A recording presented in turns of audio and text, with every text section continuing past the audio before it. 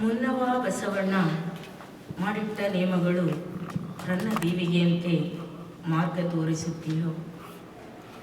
ಚೆನ್ನಾಗಿ ಆ ತತ್ವ ತಿಳಕೊಂಡು ನಡೆದರೆ ಯಶ ಪಡೆಯುವುದೇ ಜಗವು. ಭಿನ್ನ ಮಾರ್ಗದಿ ಹೊಂದಲಾರದಿ ಭಾರತವು ಉನ್ನತಿಯ ತಿಲ ಮಾತ್ರ. ಇನ್ನಾದರೂ ಮಾಡದೆ ಕಾಲಹರಣ ಬೆಳೆಸಿರಿ ಬಸವನ ಮಾರ್ಗದಿ ಧರ್ಮವ.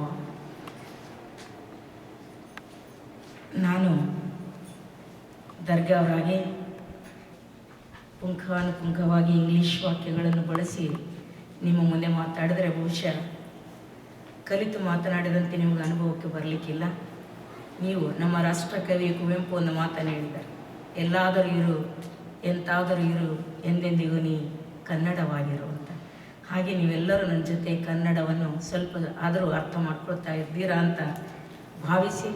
ಯಾಕೆಂದರೆ ಇನ್ನೊಂದು ಕಡೆ ಅವರು ಹೇಳ್ತಾರೆ, ಕನ್ನಡವ ಮರೆತರೆ ಅಯ್ಯೋ ಮರೆತಂತೆ ನನ್ನ ಅಂತೇಳಿ ಒಬ್ಬ ತಾಯಿ ಮಗುವಿಗೆ ಹೇಳುವಂತೆ ಹೇಳಿದ್ದಾರೆ.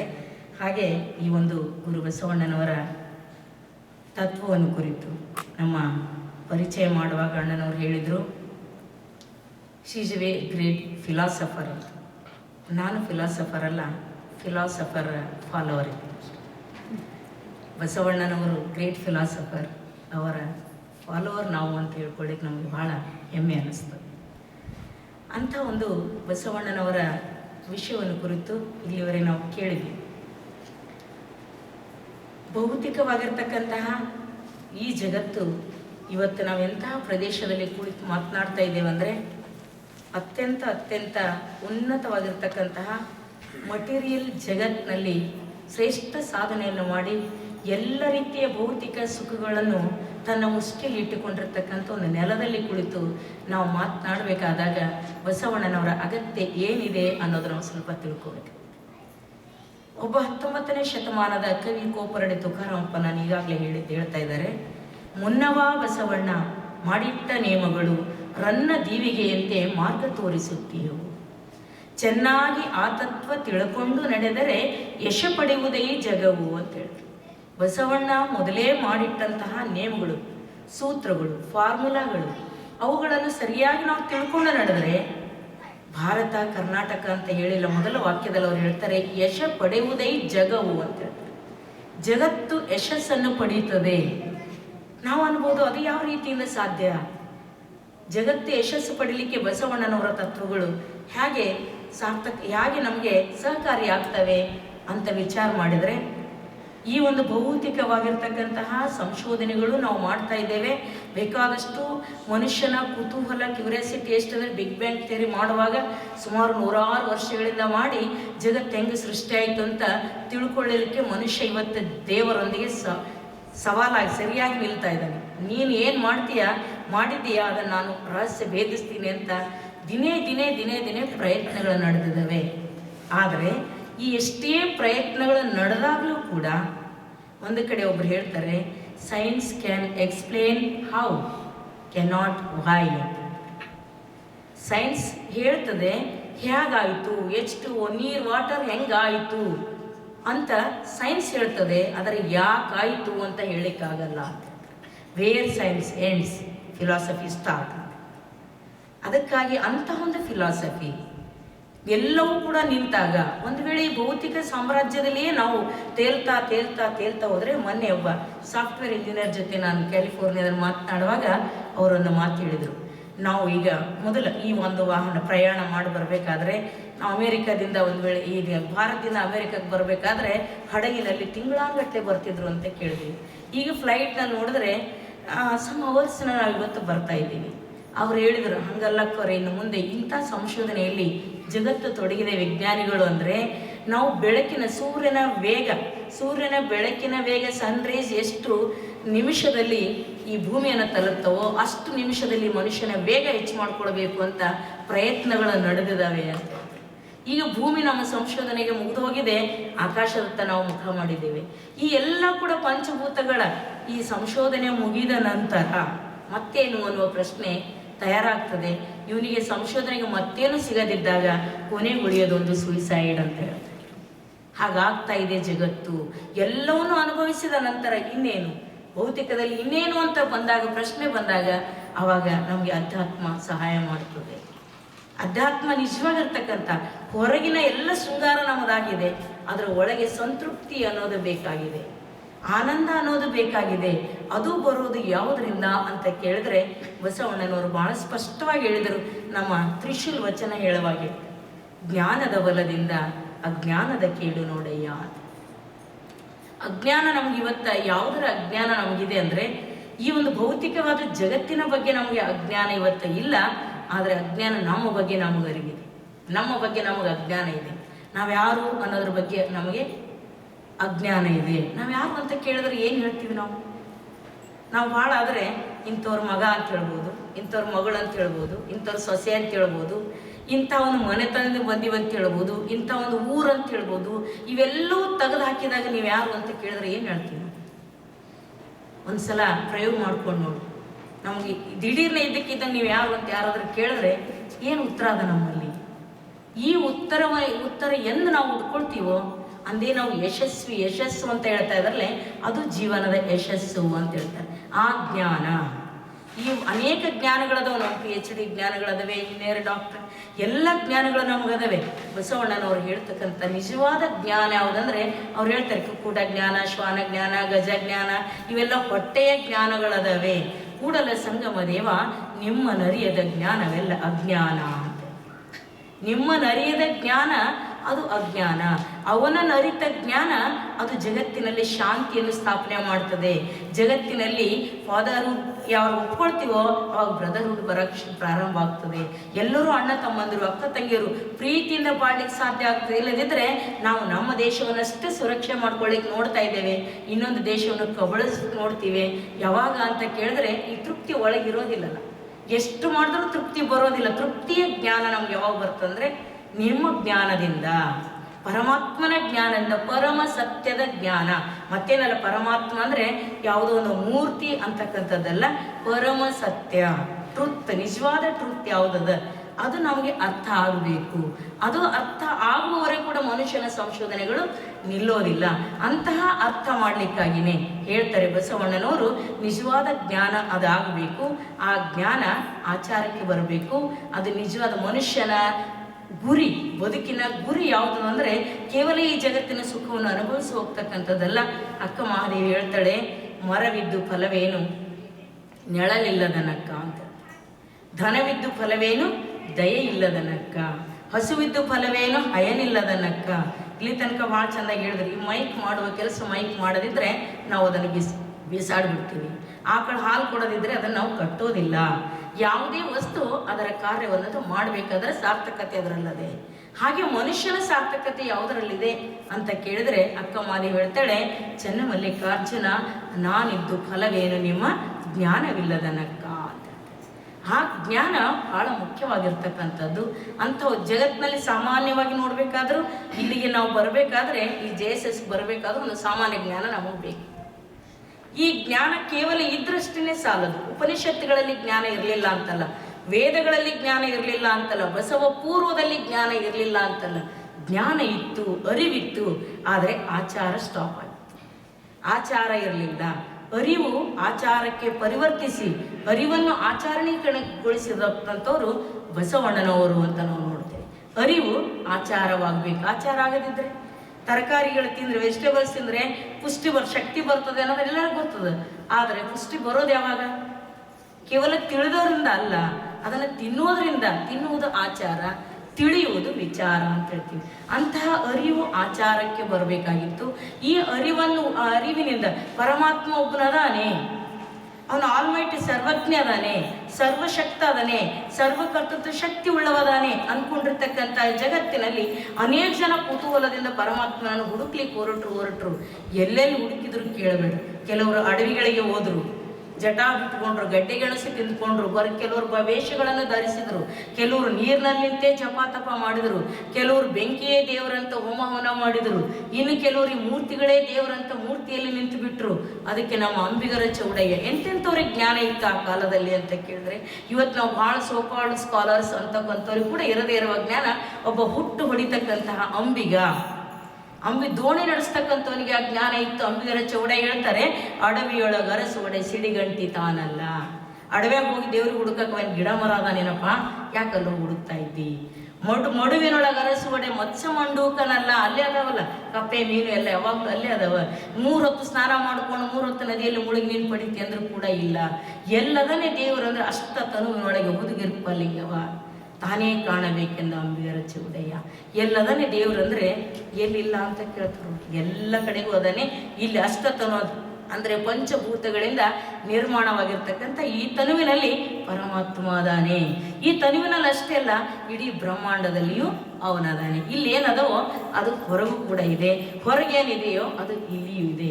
ಅಲ್ಲಿಂದಲೇ ಸ್ಟಾರ್ಟ್ ಮಾಡಬೇಕು, ಇಲ್ಲಿಂದಲೇ ಸ್ಟಾರ್ಟ್ ಮಾಡಬೇಕು ಅವನನ್ನು ನೋಡಲಿಕ್ಕೆ ಅಂತ ಹೇಳ್ತಾರೆ. ಹಾಗೆ ಅವನನ್ನು ನೋಡಲಿಕ್ಕೆ ನಾವು ಪ್ರಾರಂಭ ಮಾಡಿದ್ದೇ ಆದರೆ ಆ ಮಾಡುವ ರೀತಿಗಳು, ಅದಕ್ಕಾಗಿಯೇ ಪಂಚಭೂತಗಳ ಪೂಜೆ ನಾವು ನೋಡ್ತಾ ಇದ್ವಿ ಪ್ರಾರಂಭ ಆಯಿತು. ನೀರು ಪೂಜೆ ಮಾಡ್ಲಿಕ್ಕೆ ಪ್ರಾರಂಭ ಮಾಡಿದ ಮನುಷ್ಯ, ಬೆಂಕಿಯನ್ನು ಪೂಜೆ ಮಾಡ್ಲಿಕ್ಕೆ ಶುರು ಮಾಡಿದ. ನೀರು ಭಾಳ ಮೊದಲಿನ ಕಾಲದಲ್ಲಿ ಯಾಕೆ ಈ ಪೂಜೆಗಳೆಲ್ಲ ಬಂದು ನಾವು ದೇವರನ್ನು ಹುಡುಕುವ ದಾರಿಯಲ್ಲಿ ಎಲ್ಲೆಲ್ಲಿ ಬಂದೀವಿ. ಇವತ್ತೆಷ್ಟೋ ನಾವು ಓದ್ಕೊಂಡು ಎಲ್ಲ ವಿಜ್ಞಾನದ ಯುಗದಲ್ಲಿ ಇದ್ರೂ ಕೂಡ ಮತ್ತೆ ಮೂಢನಂಬಿಕೆಗಳನ್ನು ತಿಳಿಯೋದೋ ಹಿಂದಿನವ್ರು ಹೇಳ್ತಾರಂತ ನಾವು ಮಾಡ್ತಾನೇ ಇರ್ತೀವಿ. ಇದ್ರ ವಿಚಾರ ಸ್ವಲ್ಪ ನಾವು ನಿಂತು ಮಾಡಬೇಕು. ಯಾಕೆ ಈ ತಂಬಿಗೆ ತುಂಬಿಟ್ಟು ನೀರು ಪೂಜೆ ಮಾಡೋ ಪದ್ಧತಿ ಬಂತಲ್ಲ, ಯಾಕೆ ಬಂತು ಅಂದ್ರೆ ಪಂಚಭೂತಗಳ ಪೂಜೆ ಪ್ರಾರಂಭ ಆಯಿತು. ಸುನಾಮಿ ಅಂತದ ಅಟ್ಯಾಕ್ ಆದ ಕೂಡಲೇ ಮನುಷ್ಯ ವಿಚಾರ ಮಾಡ್ದ, ಆದಿ ಮಾನವ ಮೊದಲಿನ ಮನುಷ್ಯ ವಿಚಾರ ಮಾಡ್ದ, ಓ ನೀರು ಭಾಳ ಸ್ಟ್ರಾಂಗ್ ಅದ, ಇದಕ್ಕೆ ನಾನು ಕೈ ಮುಗಿದು ಪೂಜೆ ಮಾಡಬೇಕು. ಪ್ರತಿದಿನ ತುಂಬಿಟ್ಟು ಪೂಜೆ ಮಾಡಕ್ಕೆ ಶುರು ಮಾಡಿದ. ನಮ್ಮ ಜಗಲಿ ಮೇಲೆ ತಂಬಿಗೆಗಳು ತುಂಬಿಡಕ್ಕೆ ನಾವು ಪ್ರಾರಂಭ ಮಾಡಿದೀವಿ ಈ ನೀರಿಗಾಗಿ ಅಂತ. ಆಮೇಲೆ ಅಗ್ನಿ ಕಾಡ್ಗಿಚ್ಚು, ಕಾಡಿನಲ್ಲಿರ್ತಿದ್ದ ಕಾಡಿನ ಕಿಚ್ಚು ಭಯಂಕರವಾಗಿ ಬೆಂಕಿ ಹತ್ತಿದಾಗ ಆ ಬೆಂಕಿ ಎದಕ್ಕಿಂತಲೂ ಭಾಳ ದೊಡ್ಡದು ಅಂತ ಬೆಂಕಿಯನ್ನು ಪೂಜೆ ಮಾಡ್ಲಿಕ್ಕೆ ಪ್ರಾರಂಭ ಮಾಡ್ದ. ಹೀಗೆ ಈ ಪಂಚಭೂತಗಳ ಪೂಜೆ ಪ್ರಾರಂಭ ಆಯಿತು. ಅದನ್ನೇ ನಾವು ಇವತ್ತಿಗೂ ಕೂಡ ಪೂಜೆ ಮಾಡೋದು. ಬಸವಣ್ಣನವರು ಆ ಅರಿವನ್ನು ಜಾಗೃತಗೊಳಿಸ್ತಾ ಇದ್ದಾರೆ. ಇವು ಪಂಚಭೂತಗಳದವೆ, ಇವುಗಳ ಪೂಜೆ ಮಾಡಬೇಡ, ಇವುಗಳ ನಿರ್ಮಾತನ ಪೂಜೆ ಮಾಡು. ಇವುಗಳನ್ನು ಯಾರು ಹುಟ್ಟಿಸಿದಾರೋ ಅವನು ಪೂಜೆ ಮಾಡು, ಅವನು ನಿಜವಾಗಿರ್ತಕ್ಕಂಥ ದೇವರು, ಅದು ಪರಮಶಕ್ತಿ, ಅಲ್ಲಿ ಪೂಜೆ ಮಾಡು ಅಂತ ಹೇಳ್ತಾರೆ. ಅಂತಹ ಪೂಜೆ ಮಾಡಲಿಕ್ಕೆ ಕಲಿಸ್ತಾರೆ ಬಸವಣ್ಣನವರು. ಹಾಗೆ ಹೋಗ್ತಕ್ಕಂಥ ದಾರಿ ಯಾವುದು ಅಂತ ಕೇಳಿದ್ರೆ, ಎಲ್ಲ ಅಣುರೇಣು ತೃಣಕಾಷ್ಟು ಪ್ರತಿಯೊಂದರಲ್ಲಿಯೂ ಪರಮಾತ್ಮ ತುಂಬಿಕೊಂಡಿದ್ದಾಗಲೂ ಅವನು ಪಡಿಬೇಕಾದ್ರೆ ಆಕಳಲ್ಲಿ ಎಲ್ಲ ಕಡೆಗೂ ಹಾಲಿನ ವೇನ್ಸ್ ಇದ್ರೂ ಕೂಡ, ನಮ್ಮ ನರಗಳು ಇದ್ರೂ ಕೂಡ ಹಾಲು ಬರೋದಕ್ಕೆ ಕೆಚ್ಚಲಿನಿಂದ ಮಾತ್ರ ಬರ್ತದೆ. ಹಾಗೇನೆ ಇದಕ್ಕೊಂದು ಪದ್ಧತಿ ಇದೆ, ಸೂತ್ರ ಇದೆ. ಆ ಸೂತ್ರ ನಿನ್ನನ್ನು ನೀನು ಕಂಡುಕೊಳ್ಬೇಕು, ಜಗತ್ತನ್ನು ಕಂಡುಕೋಬೇಕು ಅಂತಾನೆ ಅವ್ರು ಕೊಟ್ಟಿರೋ ಸೂತ್ರ ಯಾವುದು ಅಂತ ಕೇಳಿದ್ರೆ, ಜಗತ್ತಿನಲ್ಲಿ ಅತ್ಯಂತ ವಿಶಿಷ್ಟವಾಗಿರ್ತಕ್ಕಂಥ ಇಷ್ಟಲಿಂಗವನ್ನು ಕೊಟ್ಟರು. ನಾವು ಪೂಜೆ ಮಾಡ್ತಕ್ಕಂತಹ ದೇವರುಗಳ ಬಗ್ಗೆ ಒಂದು ಸಾಮಾನ್ಯ ಅರಿವು ನಮಗಿರಬೇಕು. ಅಕ್ಕ ಮಹಾದೇವಿ ಹೇಳ್ತಾಳೆ, ಸಾವಿಲ್ಲದ ಕೇಡಿಲ್ಲದ ರು ಇಲ್ಲದ ಚೆಲುವಂಗಾನುಲಿದೆ ನಾವು ಅಂತ ಹೇಳ್ತೇವೆ. ದೇವರಿಗೆ ಸಾವಿಲ್ಲ. ಯಾಕೆ ಸಾವಿಲ್ಲ ಅಂದರೆ ಅವನು ಹುಟ್ಟಿಲ್ಲ. ಹುಟ್ಟಿದ್ದೆಲ್ಲವೂ ಕೂಡ ಸಾಯ್ಬೇಕು, ಇದು ನೇಮದ ಜಗತ್ತಿನಲ್ಲಿ. ಯಾವುದು ಇರಕ್ಕೆ ಬರಂಗಿಲ್ಲ, ರೂಪಾಂತರ ಹೊಂದ್ತಾನೆ ಇರ್ತದೆ. ಅದಕ್ಕಾಗಿ ದೇವರಿಗೆ ಸಾವಿಲ್ಲ ಅಂತ ಹೇಳ್ಬೇಕಾದ್ರೆ ಅವನಿಗೆ ಹುಟ್ಟಿಲ್ಲ ಅಂತ ಹೇಳ್ತಾರೆ. ಹುಟ್ಟಿಲ್ಲ. ಆದ್ರೆ ನಮ್ಮ ದೇವರುಗಳು ಎಲ್ಲೆಲ್ಲೆಲ್ಲೆಲ್ಲ ಉದ್ಭವ ಆಗ್ತವೆ. ಇಲ್ಲ ಆಗಲ್ಲ ಬಿಡ್ರಿ, ಇಲ್ಲ ಉದ್ಭವ ಆಗ್ಲಿಕ್ಕೆ ಪರ್ಮಿಷನ್ ಇರಲ್ಲ. ಆದ್ರೆ ನಮ್ಮನ್ನು ನೋಡ್ಬೇಕು. ಭಾರತದಲ್ಲಿ ನೋಡಿದ್ರೆ ರೋಡ್ ಮೇಲೆಲ್ಲ ಉದ್ಭವ ದೇವರಂತಾನೆ ಅದು. ಇಲ್ಲಿ ಭಾಗ್ಯವಂತಿ ಹುಟ್ಟಿದಳು, ಇಲ್ಲಿ ಅಂಬಾಬಾಯಿ ಹುಟ್ಟಿದಳು, ಇಲ್ಲಿ ಲಿಂಗ ಹುಟ್ಟಿತು, ಅಲ್ಲಿ ಸಿಕ್ತು, ಇಲ್ಲಿ ಸಿಕ್ತು. ದೇವರುಗಳು ಉದ್ಭವ ಆಗ್ತಾನೇ ಇರ್ತವೆ. ಒಂದು ಸಣ್ಣ ಸಸಿನೂ ಹಾಕಲಾರ್ದ ಉದ್ಭವ ಆಗಂಗಿಲ್ಲ. ಬೀಜ ಬೀಳಾರ್ದೆ ಒಂದು ಸಸಿನ ಉದ್ಭವ, ದೇವ್ರ ಹೆಂಗೆ ಉದ್ಭವ ಆಗ್ತದೆ.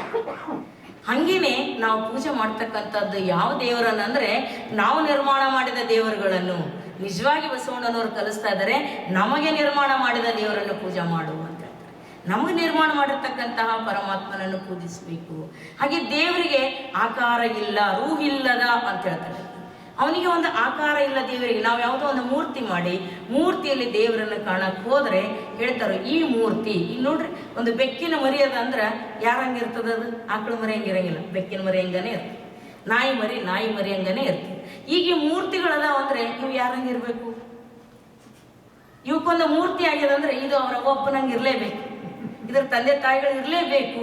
ಅದು ನಾವು ಎಂದು ವಿಚಾರ ಮಾಡೋಕ್ಕಲ್ಲ. ಯಾವಾಗ ತಂದೆ ತಾಯಿಗಳದಾರ, ಹುಟ್ಟಿದ್ದದ ಅಂತ ಕೇಳಿದ್ರೆ ಅದು ದೇವರಲ್ಲ, ಅದು ಹಾಳಾಗ್ತದೆ, ಒಂದು ದಿವಸ ಇಲ್ಲವಾಗ್ತದೆ. ಇಲ್ಲವಾಗದೇ ಇರ್ತಕ್ಕಂಥದ್ದು ದೇವರಲ್ಲ, ಸಾಯುವುದು ದೇವರಲ್ಲ.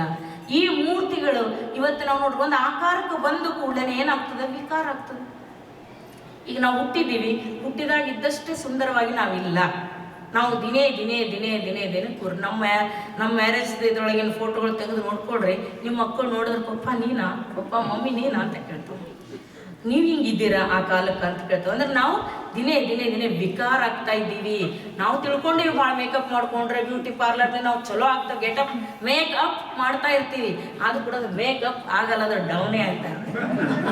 ಯಾವಾಗಲೂ ಕೂಡ ಕೆಳಗಿಳಿತಾನೆ ಇರ್ತದೆ. ಯಾವ ಮೇಕಪ್ ಸಾಮಾನು ಇಂಥದ್ದು ಹುಟ್ಟಿಲ್ಲ, ಇನ್ನೂ ನಮಗೆ ಇದ್ದಕ್ಕಿದ್ದಂಗೆ ಇಡೋಂಥದ್ದು ಹುಟ್ಟಿಲ್ಲ. ನಾವು ಮೇಂಟೈನ್ ಮಾಡ್ಬೇಕಂತ ಹರಸಾಹಸ ಮಾಡ್ತಾ ಇದ್ದೀವಿ.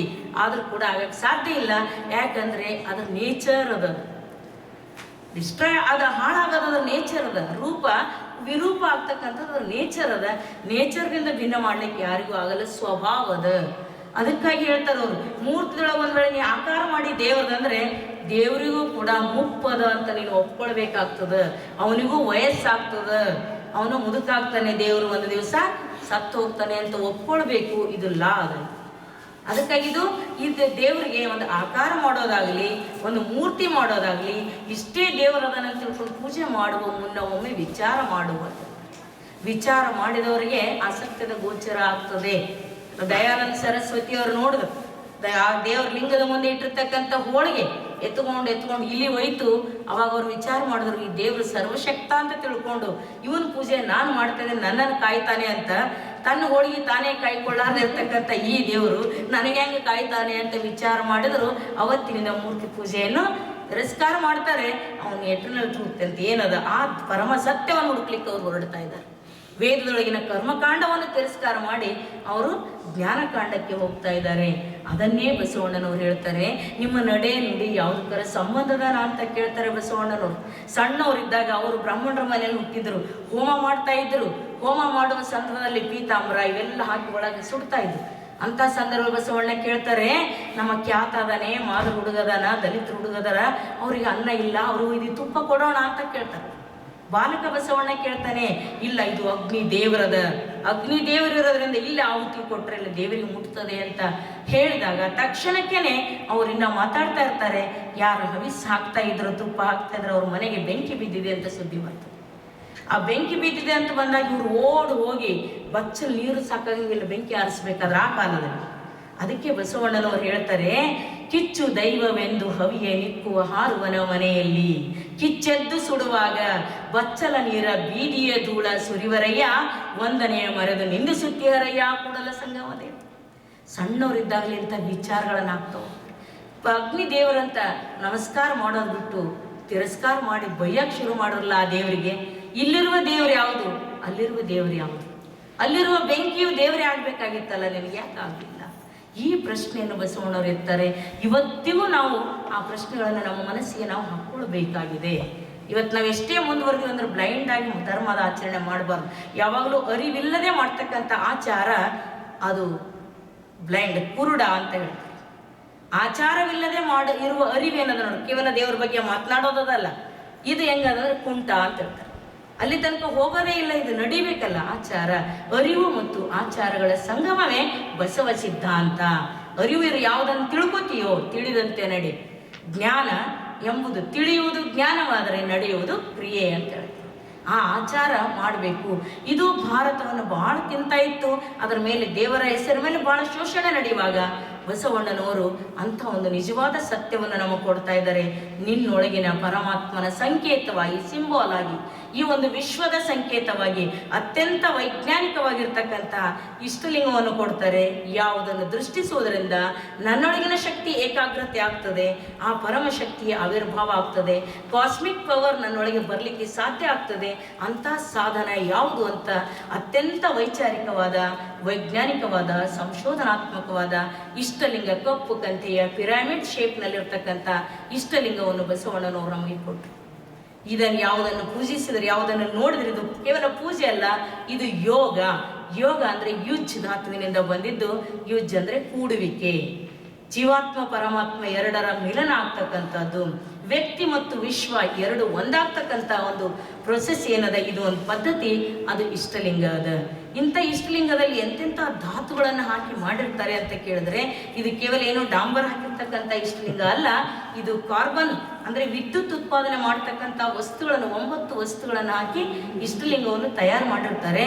ಈ ಇಷ್ಟಲಿಂಗ ಅಂಗೈಯಲ್ಲೇ ನಾವು ಯಾಕೆ ಇಟ್ಕೋತೀವಿ ಅನ್ನೋದಕ್ಕೆ ನಮ್ಮ ಅಕ್ಕವರೆಲ್ಲ ಭಾಳ ಚಂದ ಹೇಳಿದ್ರು.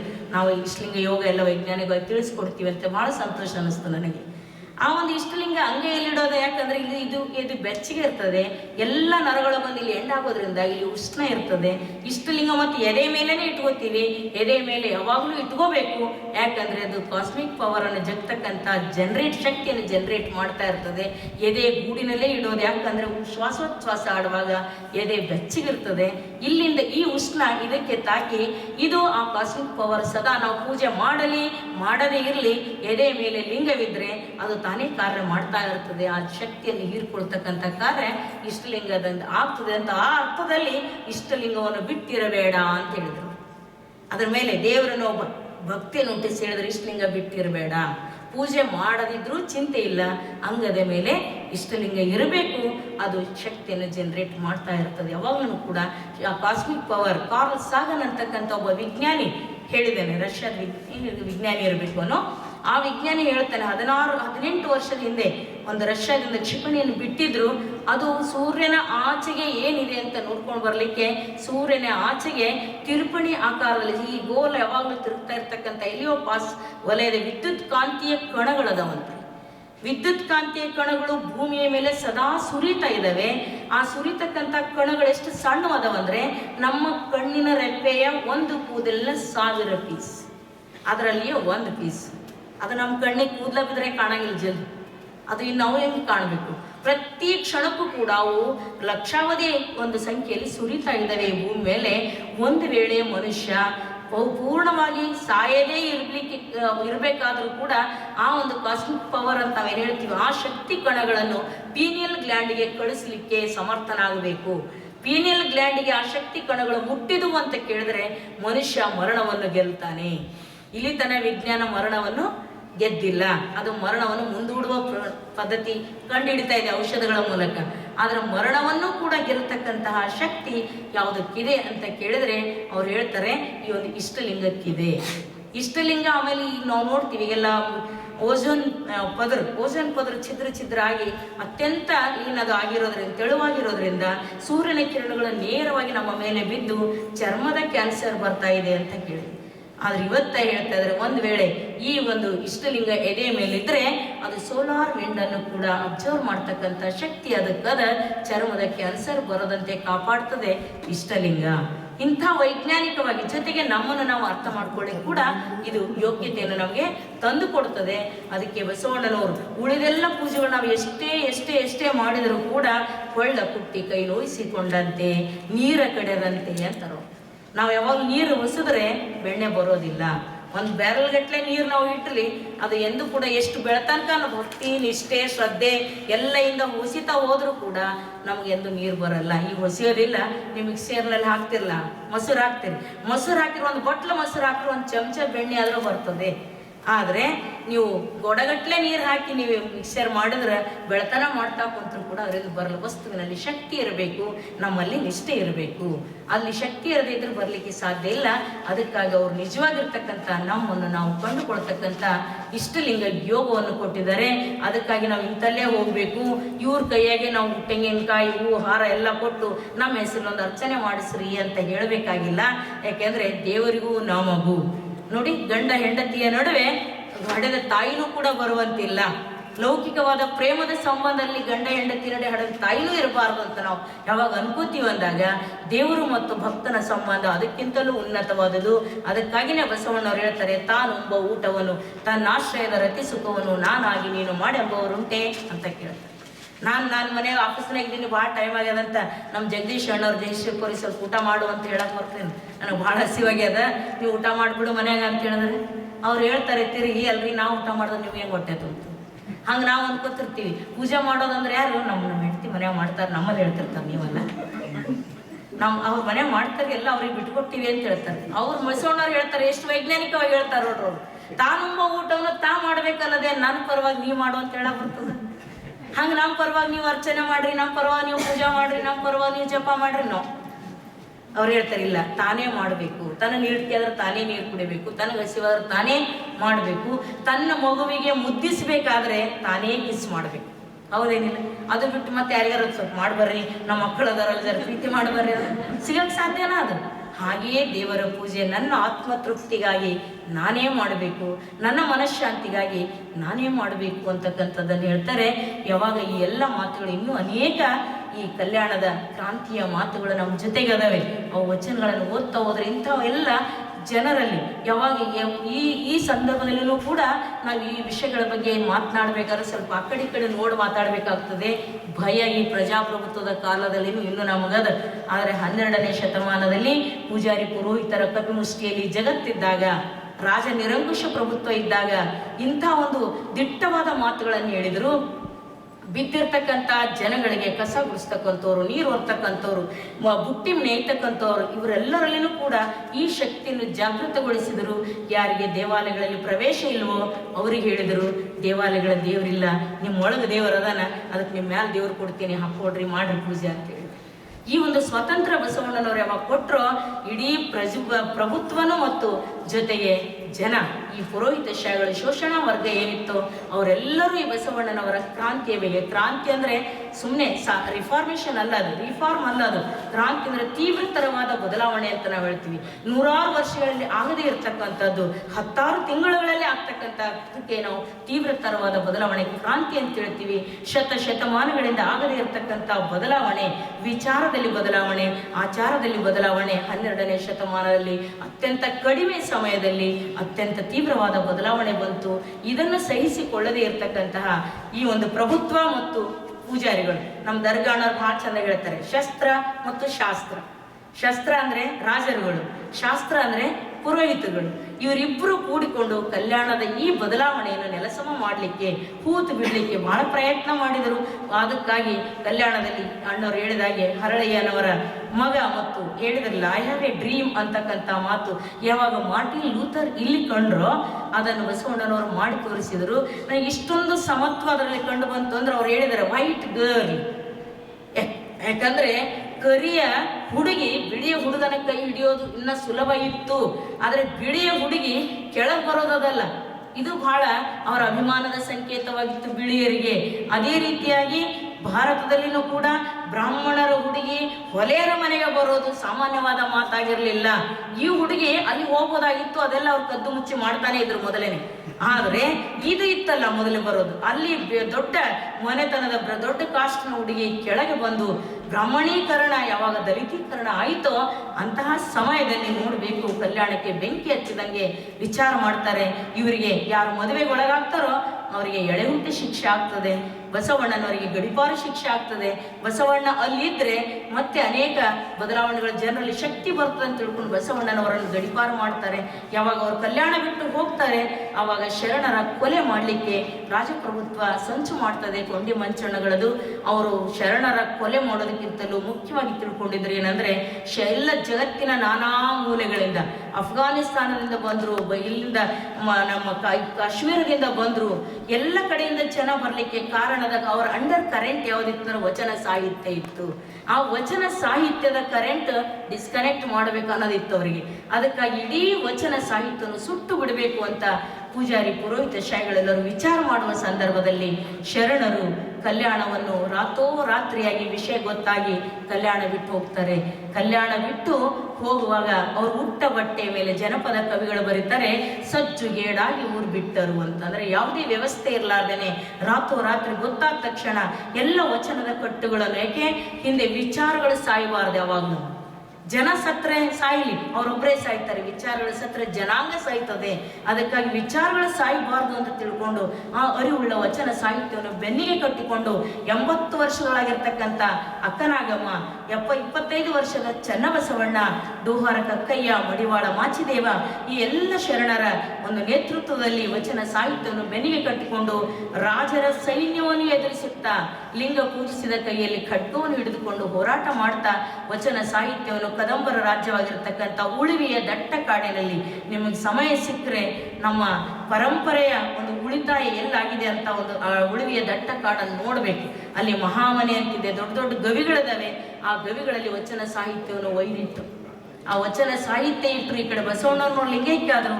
ಸಾವಿರಾರು ಸಂಖ್ಯೆಯಲ್ಲಿ ಶರಣರು ಕಲ್ಯಾಣ ಬಿಟ್ಟು ಹೋದರು.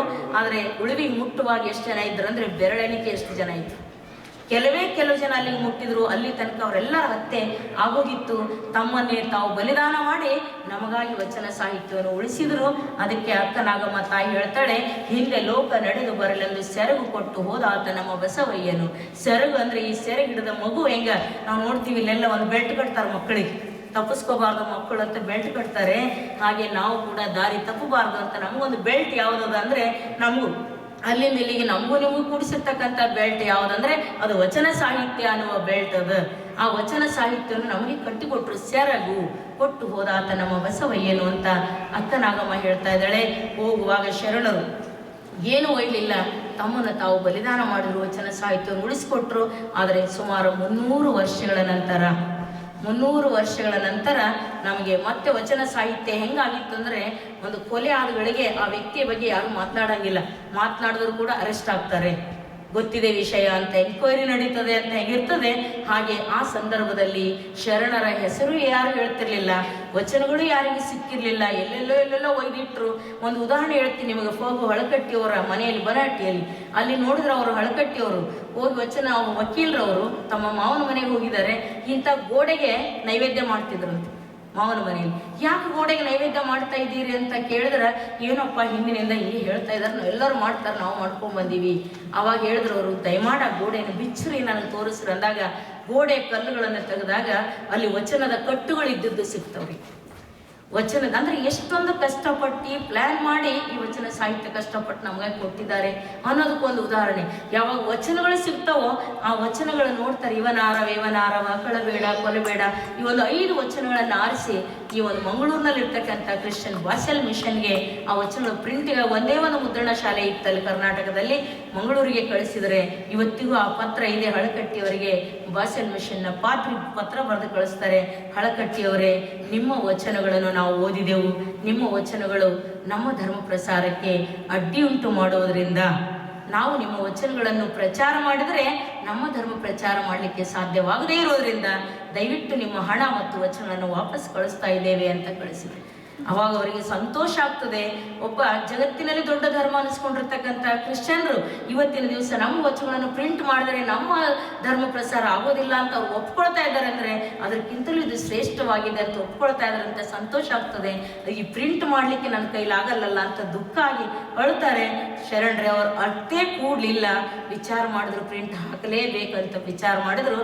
ತಮಗೆ ಇರುವ ಒಂದೇ ಒಂದು ಮನೆಯನ್ನು ಮಾರಿ ಹಿತ ಚಿಂತಕ ಅನ್ನುವ ಪ್ರಿಂಟಿಂಗ್ ಪ್ರೆಸ್ ಆಗಿ ತಾಡೋಲೆಗಳಲ್ಲಿ ವಚನಗಳನ್ನೆಲ್ಲ ನಾವು ಪ್ರಿಂಟ್ ಹಾಕಿ ನಮ್ಮ ಕೈ ಕೊಟ್ಟಿದ್ದಾರೆ ಆ ಕಾಲದಲ್ಲಿ. ಇವತ್ತು ನಾವು ಈ ಸಂದರ್ಭದಲ್ಲಿ ವಿಚಾರ ಮಾಡಿದರೆ ಅದು ಬಹಳ ದೊಡ್ಡದು ಅನಿಸೋದಿಲ್ಲ ನಮ್ಗೆ.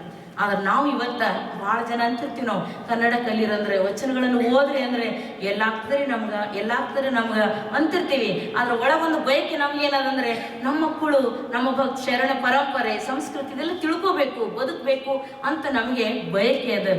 ಅದಕ್ಕೇನೆ ಹೇಳ್ತಾರೆ ಒಬ್ಬ ತತ್ವಜ್ಞಾನಿ, ಡಿಸೈರ್ ಚೇಂಜಸ್ ನಥಿಂಗ್ ಅಂತ. ಬರೀ ಡಿಸೈರ್ ಇದ್ರೆ ಆಗೋದಿಲ್ಲ, ಡಿಸಿಷನ್ ಚೇಂಜಸ್ ಸಮಥಿಂಗ್. ನಿರ್ಧಾರ ಮಾಡಬೇಕು, ಅದು ಗಟ್ಟಿ ನಿರ್ಧಾರ. ಕೇವಲ ಸಮಥಿಂಗ್ ಬೇಡ, ನಮ್ಗೆ ಎವ್ರಿಥಿಂಗ್ ಆಗಬೇಕು ಅಂತ ಕೇಳಿದ್ರೆ ಡಿಟರ್ಮಿನೇಷನ್ ಚೇಂಜಸ್ ಎವ್ರಿಥಿಂಗ್ ಅಂತ ಹೇಳ್ತಾರೆ. ನಾವು ನಿರ್ಧಾರ ಮಾಡಿದೀವಿ ಅಂತ ಕೇಳಿದ್ರೆ ಖಂಡಿತವಾಗಿಯೂ ನಮ್ಮ ಸಂಸ್ಕೃತಿ, ನಮ್ಮ ಧರ್ಮ, ನಮ್ಮ ಆಚಾರ ವಿಚಾರ ಇವುಗಳನ್ನು ಉಳಿಸ್ಕೊಳ್ಳಿಕ್ಕೆ ಸಾಧ್ಯ ಅದ. ಇಲ್ಲದಿದ್ದರೆ 108 ನೆಪಗಳಿಗೆ ಏನು ಕೊರತೆ ಇರೋದಿಲ್ಲ. ನಾವು ನಿರ್ಧಾರ ಮಾಡಬೇಕು, ನಾವು ಉಳಿಸ್ಬೇಕು ಅಂದರೆ ಹೇಗಾದ್ರೂ ನಾವು ಉಳಿಸ್ಕೊಳ್ತೀವಿ ಎಲ್ಲವನ್ನು ಕೂಡ. ಅದಕ್ಕೆ ಆ ರೀತಿಯಾದ ಉಳಿಕೆ, ಇಂಥ ಕಲ್ಯಾಣದ ಕ್ರಾಂತಿ ಸಾಮಾನ್ಯವಾಗಿ ಆದದಲ್ಲ, ಅದು ನಮಗಾಗಿ ಆಗಿದ್ದದ, ಪ್ರಜಾಪ್ರಭುತ್ವಕ್ಕಾದದ್ದದ. ಅನುಭವ ಮಂಟಪ ಅಂದರೆ ನಾವು ಉಳಿಸ್ಕೊಳ್ಬೇಕು. ಯಾಕೆ ಇವೆಲ್ಲ ವಿಚಾರಗಳಂದರೆ the first parliament of the world ಅಂತ ಹೇಳ್ತಾರೆ. ಇಂಗ್ಲೆಂಡ್ಗೆ ಪ್ರಜಾಪ್ರಭುತ್ವದ ಮದರ್ಲ್ಯಾಂಡ್ ಅಂತ ಹೇಳ್ತಾರೆ. ಖಂಡಿತವಾಗಿಯೂ Basava Kalyana was the motherland of the parliament ಅಂತ ಹೇಳ್ತೀವಿ. ಮೊಟ್ಟ ಮೊದಲನೆಯ ಪಾರ್ಲಿಮೆಂಟ್, ಅನುಭವ ಮಂಟಪ. ಸೂಳೆ ಸಂಕವೇ ಅಂತವಳು ಕೂಡ ಬಿದ್ದವರು ಎದ್ದವರು ಎಲ್ಲರೂ ಬಾಯಿ ಬಂದು ಮಾತನಾಡ್ಲಿಕ್ಕೆ ಪ್ರಾರಂಭ ಮಾಡಿದರು, ತತ್ವಜ್ಞಾನವನ್ನು ಮಾತನಾಡಿದರು. ಯಾವ ಕಾಲದಲ್ಲಿ ಅಮೇರಿಕೆ ಇಂಗ್ಲೆಂಡ್ನಲ್ಲಿ ಇನ್ನೂ ಅಕ್ಷರವೇ ಹುಟ್ಟಿರಲಿಲ್ವೋ ಅಂತಹ ಸಂದರ್ಭದಲ್ಲಿ ನಮ್ಮವರು ವಚನಗಳನ್ನು ಬರೆದ್ರು ಅಂದರೆ ಅದನ್ನು ಉಳಿಸ್ಕೊಳ್ತಕ್ಕಂಥ ಹೊಣೆಗಾರಿಕೆ, ಜವಾಬ್ದಾರಿ ನಮ್ಮ ಮೇಲೆ ಬಹುದೊಡ್ಡದದ. ಅದಕ್ಕಾಗಿ ಅಂತಹ ಒಂದು ಜವಾಬ್ದಾರಿಯುತವಾಗಿರ್ತಕ್ಕಂಥ ಜನಾಂಗ ನಾವಾಗಬೇಕು. ನಮ್ಮ ಮೇಲೆ ನಾವು ತಿಳ್ಕೊಳ್ಳೋದಷ್ಟೇ ಅಲ್ಲ, ನಮ್ಮ ಮುಂದಿನವರಿಗಾಗಿ ಇದನ್ನು ಉಳಿಸ್ತಕ್ಕಂತಹ ಅಗತ್ಯನೂ ಕೂಡ ಇದೆ. ಅವರ ಬಲಿದಾನ ಸುಮ್ಮನೆ ಹೋಗಬಾರ್ದು. ನಾನು ಈಗ ನೋಡುವಾಗ ನಿನ್ನೆ ನಮ್ಮ ತ್ರಿಶೂಲ್ ಕರ್ಕೊಂಡು ಹೋಗಿದ್ದ, ಅದರಲ್ಲಿ ಪ್ರೈಸ್ ಆಫ್ ಫ್ರೀಡಮ್ ಅಂತ ಇದೆ. ಒಂದು ಮ್ಯೂಸಿಯಂನಲ್ಲಿ ಪ್ರೈಸ್ ಆಫ್ ಫ್ರೀಡಮ್ ಅಂದರೆ ಸ್ವಾತಂತ್ರ್ಯದ ಬೆಲೆ ಅಂತ ಇದೆ. ಹಾಗೆ ನಮ್ಮ ಲಿಂಗದ ಬೆಲೆ, ನಮ್ಮ ವಚನಗಳ ಬೆಲೆ, ಸಂಸ್ಕೃತಿಯ ಬೆಲೆ ಸಾವಿರಾರು ಶರಣರ ಪ್ರಾಣ ಕೊಟ್ಟಿರ್ತಕ್ಕಂಥದ್ದು. ಅದನ್ನು ನಾವು ಅರ್ಥ ಮಾಡಿಕೊಳ್ಬೇಕು. ಅದಕ್ಕಾಗಿಯೇ ಈಗ ನಮ್ಮ ಅಣ್ಣನವ್ರು ಹೇಳುವಾಗ ಹೇಳಿದ್ರು, ವಚನ ವಿಜಯೋತ್ಸವ ನಾವು ಮಾಡ್ತಾ ಇದ್ದೀವಿ. ಯಾಕೆ ಮಾಡ್ತಾ ಇದ್ದೀವಿ ಅಂದರೆ ಆವಾಗ ರಾತ್ರೋರಾತ್ರಿ ಕಲ್ಯಾಣದಿಂದ ವಚನ ಸಾಹಿತ್ಯವನ್ನು ಕಟ್ಟಿಕೊಂಡು ಶರಣರು ಹೋಗಿ ಉಳಿವಿಯ ಕಾಡಿನಲ್ಲಿ ಇಟ್ಟರಲ್ಲ, ಅದಕ್ಕಾಗಿ ನಾವು ಇವತ್ತಿನ ದಿವಸ ಆ ವಚನ ಸಾಹಿತ್ಯವನ್ನು ಮತ್ತೆ ಅವರಿಗೆ ತೃಪ್ತಿಯಾಗುವ ಹಾಗೆ ತಂದು ನಾಡಿಗೆ ತಂದು ಜನಮನದಲ್ಲಿ ಬಿತ್ತುತ್ತೇವೆ ಅಂತ ಸಾವಿರಾರು ಶರಣೆಯರ ತಲೆ ಮೇಲೆ ವಚನಗಳನ್ನು ಹೊತ್ತುಕೊಂಡು ನಾವು ಒಂದು ಮೆರವಣಿಗೆಯನ್ನು ಮಾಡ್ತೇವೆ. ಸುಮಾರು 8 ಕಿಲೋಮೀಟರ್ ಫೆಬ್ರವರಿ ತಿಂಗಳಲ್ಲಿ ಭಾರತ ಹುಣ್ಣಿಮೆಗೆ ಆಗ್ತದೆ.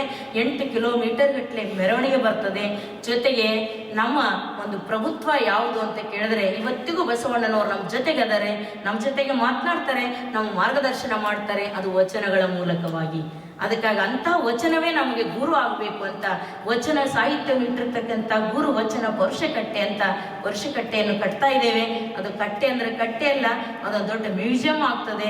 ಈಗಾಗಲೇ ಒಂದು ತಾತ್ಕಾಲಿಕವಾದ ವರ್ಷಕಟ್ಟೆ ಅಂತ ನಾವು ಮಾಡಿ ಗುರು ವಚನ ದೊಡ್ಡ ಗ್ರಂಥವನ್ನು ಅದರ ಮೇಲಿಟ್ಟು ಪ್ರತಿ ಗಂಟೆಗೆ ಒಂದು ಆವರ್ತಿ ಅವರವರ ಸಮಯಕ್ಕೆ ಅನುಕೂಲ ಆದಂಗೆ ಒಂದು ಗುರುದ್ವಾರಗಳಲ್ಲಿ ಹಿಂಗೆ ಗ್ರಂಥ ಸಾಹಿತ್ಯ ಓದಲ್ಪಡ್ತದೋ ಹಾಗೆ ವಚನ ಸಾಹಿತ್ಯನ ಓದಲಿಕ್ಕೆ ನಾವು ಪ್ರಾರಂಭ ಮಾಡಿದ್ದೇವೆ. ಮತ್ತೆ ಸುಮಾರು 3-4 ವರ್ಷಗಳಿಂದ ಈಗ ಪ್ರಾರಂಭ ಮಾಡಿದ್ದೇವೆ. 25 ಕೋಟಿ ಯೋಜನೆಯಲ್ಲಿ ಒಂದು ಬೃಹತ್ ಗುರುವಚನ ವರ್ಷಕಟ್ಟೆ ಕಟ್ಟಡ ಮಾನ್ಯುಮೆಂಟ್ ಆಗಿ ತಯಾರಾಗ್ತಾ ಇದೆ. ಅದಕ್ಕಾಗಿ ಈ ಸಂದರ್ಭದಲ್ಲಿ ನಿಮ್ಮ ಸಂಕಲ್ಪನೂ ಕೂಡ ಇರಬೇಕು. ನಮಗೆಲ್ಲರಿಗೂ ತವರ ಮನೆ ಅಂದರೆ ಅದು ಬಸವ ಕಲ್ಯಾಣ, ನಮ್ಮ ಮದರ್ಲ್ಯಾಂಡ್ ಬಸವ ಕಲ್ಯಾಣ ಅಂತಕ್ಕಂಥದ್ದು. ಬಸವ ಕಲ್ಯಾಣದ ಬೀದರ್ನಲ್ಲಿಯೇ ಬಸವಗಿರಿ ಇದ್ದು ಅಲ್ಲಿ ಈ ರೀತಿಯಾದ ಕಾರ್ಯ ನಡೀತಾ ಇದೆ. ನಿಮಗೆ ಒಂದು ಕೈ ಮುಗಿದು ಪ್ರಾರ್ಥನೆ ನಾನು ಮಾಡ್ಕೊಳ್ಳೋದು ಇಷ್ಟೇ, ಪ್ರತಿದಿನ ಕನಿಷ್ಠ ಒಂದು ಸಲವಾದರೂ 15 ನಿಮಿಷಗಳವರೆಗಾದರೂ ಇಷ್ಟಲಿಂಗದ ಮೇಲೆ ದೃಷ್ಟಿ ಇಡೋದನ್ನು ನಾವು ಮಾಡಬೇಕು. ನಮ್ಮನ್ನು ನೋಡಿ ನಮ್ಮ ಮಕ್ಕಳು ಮಾಡಬೇಕು. ಅದು ಭಾಳ ಅಗತ್ಯದ. ಅದರಿಂದ ಅವರ ಮೆಮೊರಿ ಪವರ್ ಹೆಚ್ಚಾಗ್ತದೆ. ನನಗೆ ಅದು ಬೇಕಾದಷ್ಟು ಅದ್ರ ಬಗ್ಗೆ ಮಾತನಾಡ್ಬೋದು. ಏಕಾಗ್ರತೆ ಯಾವಾಗ ಮನಸ್ಸಾಗ್ತದೆ, ಟೈರಿ ಹುಯಿ ಮನಿಗಿ ಸಕಲ ವೇದಾಂತ ಶಾಸ್ತ್ರಕ ಮೂಲ ಅಂತ ಹೇಳ್ತಾರೆ. ವಿಜ್ಞಾನ ಕಂಡುಹಿಡಿದವರು ಕೂಡ ಮನಸ್ಸು ನಿಲ್ಲಿಸಿದ್ರೆ ಒಂದು ಸಂಶೋಧನೆ ಆಗಲಿಕ್ಕೆ ಸಾಧ್ಯ ಆಗ್ತದೆ. ಹಾಗೆ ನಮ್ಮೊಳಗಿನ ಶಕ್ತಿ ಎನ್ಲಾರ್ಜ್ ಆಗಬೇಕಾದ್ರೆ ಅದು ಕೂಡ ಏಕಾಗ್ರತೆ ಬರಬೇಕು. ಏಕಾಗ್ರತೆಗೆ ದಿವ್ಯ ಸಾಧನ ಇಷ್ಟಲಿಂಗ ಅದ. ಅಂತ ಏಕಾಗ್ರತೆ ಆಯ್ತು ನಮ್ಮ ಮಕ್ಕಳ ಮೆಮೊರಿ ಪವರ್ ಹೆಚ್ಚಾಗ್ತದೆ, ಎಲ್ಲ ಆರೋಗ್ಯನೂ ಕೂಡ ಹೆಚ್ಚಿಗಾಗ್ತದೆ. ಅಂತ ಒಂದು ಸಾಧನೆ ನಾವು ಇಷ್ಟಲಿಂಗ ಪೂಜೆ ಅದನ್ನು ಇಟ್ಕೋಬೇಕು ಅಂತಕ್ಕಂಥ ಒಂದು ವಿನಂತಿಯನ್ನು ಮಾಡ್ತಾ, ಜೊತೆಗೆ ಕನಿಷ್ಠ 5 ವಚನಗಳನ್ನಾದರೂ, ನಾನು ಕ್ಯಾಲಿಫೋರ್ನಿಯಾ ಅದೇ ಹೇಳಿದೆ, 5 ವಚನಗಳನ್ನು ಸುಮ್ಮನೆ ಓದಕ್ಕೆ ಪ್ರಾರಂಭ ಮಾಡಿ. ದಿನ 5 ವಚನ ಓದೋದು. ಇನ್ನು ಮುಂದಿನ ಹೆಜ್ಜೆ ಅಂದರೆ 1 ವಚನ ಬರೆಯೋದು.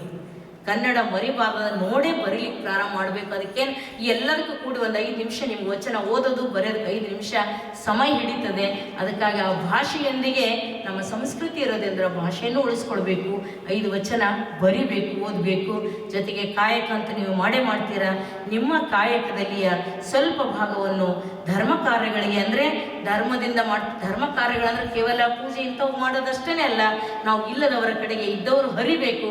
ಆ ದಾಸೋಹ ಕಾರ್ಯಕ್ಕಾಗಿ ನಮ್ಮದನ್ನು ಸ್ವಲ್ಪ ಆದರೂ ಅದರಲ್ಲಿ ಸವೆಸಬೇಕು ಅಂತ ಭಾವನೆಯಿಂದ ನಮ್ಮ ಆದಾಯದ ಸ್ವಲ್ಪ ಭಾಗವನ್ನು ಇಂಥ ಕಾರ್ಯಗಳಿಗಾಗಿ ನಾವು ತೆಗೆದಿಡಬೇಕು. ಕಾಯಕ, ದಾಸೋಹ, ನಿತ್ಯದ ಒಂದು ಸ್ವಲ್ಪ ಆದರೂ ಅನುಭವ ವಚನ ಓದೋದರ ಮೂಲಕವಾಗಿ ನಮಗಾಗ್ತದೆ. ಅನುಭವದಿಂದ ಆನಂದ ಉಳಿತದೆ. ಇಂಥ ಒಂದು ಅಮೇರಿಕೆಯಲ್ಲಿ ಕೂಡ ನೀವು ಈ ಒಂದು ವಚನ ಸಾಹಿತ್ಯವನ್ನು ಉಳಿಸಿಕೊಂಡು ಇಷ್ಟು ಜನ ಕೂಡ್ತಕ್ಕಂಥದ್ದು ಕೇಳ್ತಕ್ಕಂಥದ್ದು ನಮ್ಮವರೆಲ್ಲ ಕೇಳ್ತಿದ್ರು. ನಾವು ಬರ್ಬೇಕಾದ್ರೆ ಅಲ್ಲಿ ಯಾರಿಗೆ ಹೇಳ್ತೀರಿ ಹೋಗಿ ಅಂತ ಹೇಳ್ತಿದ್ವಿ. ಅಲ್ಲಿ ಯಾರಿಗೆ ಹೇಳ್ತೀರಿ ಅಂದರೆ ನಾವು ಅಂದ್ರೆ ನಮ್ಮ ಕರುಳು ಬಳ್ಳಿನೇ ಅಲ್ಲದವ, ಅದಕ್ಕಾಗಿ ನಾವು ಅವರು ಕೂಡ ಸ್ವಲ್ಪ ಚಿಂತನೆ ಮಾಡ್ತೀವಿ. ಅಲ್ಲಿ ಅಕ್ಕರು ಯಾವ ಭಾಷೆಯಲ್ಲಿ ಹೇಳ್ತೀರಿ, ಏನು ಉಣ್ತೀರಿ, ಅವರಿಗೆಲ್ಲ ಇನ್ನೂ ಕೂಡ ಅಲ್ಲಿ ಏನು ಉಣ್ತೀರಿ ನೀವು ಅಲ್ಲಿ ಹೋದ್ರೆಲ್ಲ ಬರೀ ಮಾಂಸಾಹಾರ ಉಣ್ತಾರ ಅಂತಕ್ಕಂಥದ್ದೊಂದು ಭಾವನೆ ಅವರಿಗೆಲ್ಲರಿಗೆ ಅದೇ. ಅದಕ್ಕೆ ನಾನು ಒಂದು ಸಲ ನಮ್ಮ ಶಿವಭೂತಿ ಅವ್ರ ಮನೆಗೆಲ್ಲ ಪ್ರಸಾದ ಮಾಡುವಾಗ ಹೇಳಿದೆ, ಸ್ವಲ್ಪ ನಾವು ಏನೇನು ಊಟ ಮಾಡ್ತಾ ಇದ್ವಿ ಫೋಟೋ ತೆಗೀರಿ ಅಂತೇಳಿ ಅವ್ರಿಗೆ. ಅಂದರೆ ಇಷ್ಟೊಂದು ಕುತೂಹಲದಿಂದ ಇಲ್ಲಿ ಇರ್ತಕ್ಕಂಥ ಈ ಸಂಖ್ಯೆ ನೋಡಿದ್ರೆ, ನಿಮ್ಮ ಕುತೂಹಲ ನೋಡಿದ್ರೆ ನನಗನ್ನಿಸ್ತದೆ ನಿಮಗೆಲ್ಲರಿಗೂ ಕೂಡ ಕೊಡ್ತಕ್ಕಂಥ ಸಾಲಿಡ್ ಫುಡ್ ಇವತ್ತು ಅಮೇರಿಕೆ, ಇಂಗ್ಲೆಂಡ್ ಎಲ್ಲರಿಗೂ ಕೂಡ ಇಂಟರ್ನಲ್ ಫುಡ್ ಏನದ ಅದನ್ನು ಕೊಡ್ತಕ್ಕಂಥ ಸಾಮರ್ಥ್ಯ ವಚನ ಸಾಹಿತ್ಯದಲ್ಲದ. ಆದರೆ ನಮ್ದು ಏನದ ಅಂದರೆ ಭಾಳ ಜನರ ಮಾಲ್ ವಸ್ತು ಭಾಳ ಕಡಿಮೆ ಇರ್ತದೆ, ಅದರ ಎಕ್ಸ್ಪೋಸಿವ್ ಮಾರ್ಕೆಟಿಂಗ್ ಭಾಳ ಇರ್ತದೆ. ಭಾಳ ಯೋಗ ಧ್ಯಾನ ಇವುಗಳ ಮಾರ್ಕೆಟಿಂಗ್ ಭಾಳ ಅದ. ಆದ್ರೆ ಇಷ್ಟಲಿಂಗ ಇಂಥ ಸಾಲಿಡ್ ಫುಡ್ ಅದ, ಅದರ ನಮ್ಮ ಮಾರ್ಕೆಟಿಂಗ್ ಲಿಂಗಾಯತರ ಮಾರ್ಕೆಟಿಂಗ್ 0 ಲೆವೆಲ್ ಅದ. ಅದಕ್ಕಾಗಿ ಇವತ್ತು ನೀವೇನಾದರೂ ಮನಸ್ಸು ಮಾಡಿದ್ರೆ ಅದರ ಮಾರ್ಕೆಟಿಂಗ್ ಕೂಡ, ಮಾರ್ಕೆಟಿಂಗ್ ಅದರ ಬಿಸ್ನೆಸ್ ಮಾಡ್ರಿ ಅಂತ ನಾನು ಹೇಳ್ತಾ ಇಲ್ಲ, ಆ ಅರ್ಥದಲ್ಲಿ ಹೇಳ್ತಾ ಇದ್ದೇನೆ. ಪ್ರಚಾರ ಮಾಡಿ ಇಷ್ಟಲಿಂಗದ ಬಗ್ಗೆ ತಿಳಿವು ಮೂಡಿಸಿ ಮೊದಲು ನಾವು ಆಚಾರವಂತರಾಗಿ ಇಷ್ಟಲಿಂಗವನ್ನು ಜಗತ್ತಿಗೆ ವೈಜ್ಞಾನಿಕವಾಗಿ ಕೊಟ್ಟದ್ದೇ ಆದರೆ ಇದರ ಮುಂದೆ ಮತ್ತೊಂದು ಯಾವುದು ಯೋಗ ಧ್ಯಾನಗಳನ್ನು ನಿಲ್ಲೋದಿಲ್ಲ. ಅಂಥ ಕಾರ್ಯ ಮಾಡೋದು ನಮ್ಮ ಹೊಣೆಗಾರಿಕೆಯೂ ಕೂಡ ನಮ್ಮ ಮೇಲೆ ಅದ ಅಂತಕ್ಕಂಥ ಮಾತನ್ನು ಹೇಳ್ತಾ ಇಲ್ಲಿವರೆಗೆ ಅತ್ಯಂತ ಕುತೂಹಲದಿಂದ 2 ಮಾತುಗಳನ್ನು ಆಲಿಸಿದ್ದಕ್ಕಾಗಿ ಭಾರತದ ಬಸವ ಕಲ್ಯಾಣದ ಭೂಮಿಯ ಎಲ್ಲ ಶರಣರ ಪರವಾಗಿ ಅನಂತ ಶರಣುಗಳನ್ನು ಸಲ್ಲಿಸ್ತಾ 2 ಮಾತಿಗೆ